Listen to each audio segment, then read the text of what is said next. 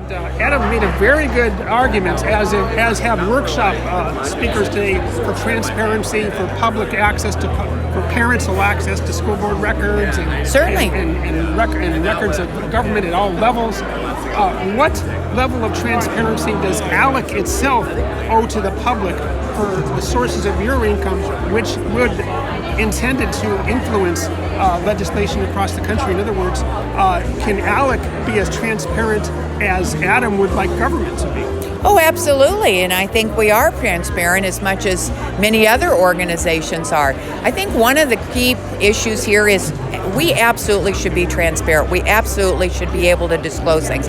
But we also need to have some protections as well. At what point do we disclose perhaps somebody that's a contributor so that somebody can get that name and bully them or try and ruin their business? So there's got to be a little fair equity here. We don't mind transparency, but where's the flip side of making sure that people aren't harassed? And that's not an ALEC thing. That is across the board for anybody. We have freedom of speech. We have the ability to be able to do all the wonderful things we do in the world and in America. And none of us should ever be bullied into having to defend why you want to contribute to an organization that believes in free market.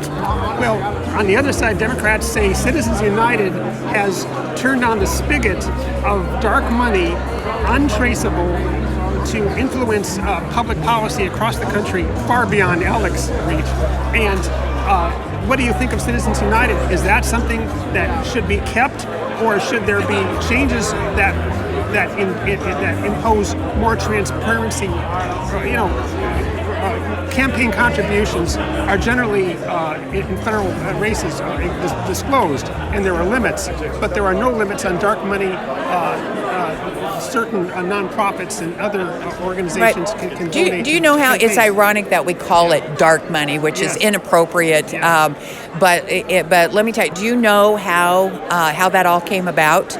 Do you know the history behind, quote, dark money? What history would you like me to know? Well, back in the 60s, the reason that the U.S. Supreme Courts, and they ruled that this is legal, is because back in the 60s, when our African-American population and citizens wanted to get involved with politics or wanted to get involved with their communities, whether it was school board, whether it was elections, and whenever anybody, particularly Caucasian people or business people, when they donated money to their campaigns, the Ku Klux Klan and others went after them and literally ran them out of business, targeted them, literally trashed them. And this is why this whole thing became in front of the Supreme Court, is because they said people should have a right to be able to spend their money to support candidates without the fear of being harassed, intimidated, or even the threat of death. That's how it got started. So it's ironic how this whole thing has taken this whole back to this now. So are we going back to that somebody donates to a candidate that might be a great candidate, but we're going to target that business because we don't like it? And that's kind of what's going on right now. Where are ALEC's disclosable financials available? Well, the ones to the extent that we are required to disclose them. Oh, the IRS, Form 990s and stuff. Yeah. You can certainly go, I'm sorry? Anything else besides the Form 990s? I mean, you don't disclose any of your sources of information, or do you? Our sources of information, or sources of revenue? Of revenue. Yeah. We disclose some, but no, we don't disclose everything, and part of that is for the protection of our supporters, number one. But you're here. We love having the media here with us.